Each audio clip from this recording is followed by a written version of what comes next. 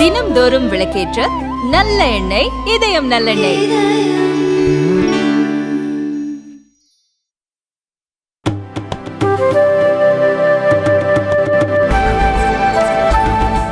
अब देखिए, एक बार नेहरू जी ने एक चिट्ठी लिखी थी और ये चिट्ठी मुख्यमंत्रियों को लिखी थी. मैं उसका अनुवाद पढ़ रहा हूं. उन्होंने लिखा था, ये देश के प्रधानमंत्री पंडित नेहरू जी द्वारा उस समय के देश के मुख्यमंत्रियों को लिखी गई चिट्ठी है, ऑन रिकॉर्ड है. मैं अनुवाद पढ़ता हूं. मैं किसी भी आरक्षण को पसंद नहीं करता और खासकर नौकरी में आरक्षण तो कतई नहीं. मैं ऐसे किसी भी कदम के खिलाफ हूं जो अकुशलता को बढ़ावा दे, जो दोयम दर्जे की तरफ ले जाए. ये पंडित नेहरू ने मुख्यमंत्रियों को लिखी हुई चिट्ठी है.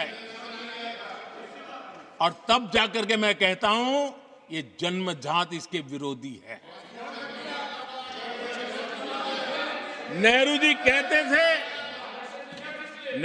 कहते थे अगर एससी, एसटी, ओबीसी को नौकरियों में आरक्षण मिला तो सरकारी काम का स्तर गिर जाएगा. और आज जो आंकड़े गिनाते हैं ना कि इतने यहां हैं, इतने यहां हैं, उसका मूल यहां है. क्योंकि उस समय उन्होंने रोक दिया था, रिक्रूटमेंट ही मत करो. अगर उस समय सरकार में भर्ती हुई होती और वो प्रमोशन करते करते आगे बढ़ते तो आज यहां पर पहुंचते. सभापति जी, ये कोर्ट में पढ़ रहा हूं, आप वेरीफाई कर सकते हैं. मैं पंडित नेहरू का कोर्ट पढ़ रहा हूं.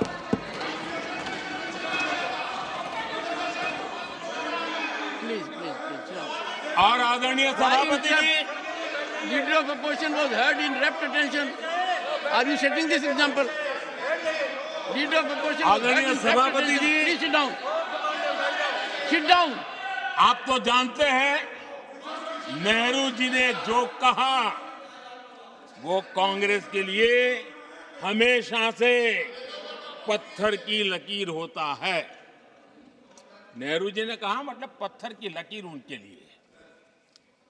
दिखावे के लिए आप कुछ भी कहें, लेकिन आपकी सोच ऐसे कई उदाहरणों से सिद्ध होती है. मैं अनगिनत उदाहरण देख सकता हूं, लेकिन मैं एक उदाहरण जरूर देना चाहता हूं और वह उदाहरण मैं जम्मू कश्मीर का देना चाहता हूं. कांग्रेस ने जम्मू कश्मीर के एससी, एसटी, ओबीसी को 7 दशकों तक उनके अधिकारों से वंचित रखा.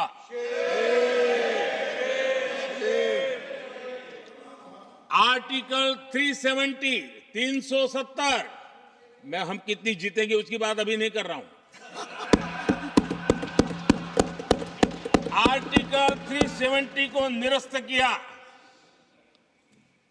तब जाकर के इतने दशकों के बाद एसटी, एसटी, ओबीसी को वो अधिकार मिले जो देश के लोगों को बरसों से मिले हुए थे. उसको रोक के रखा था.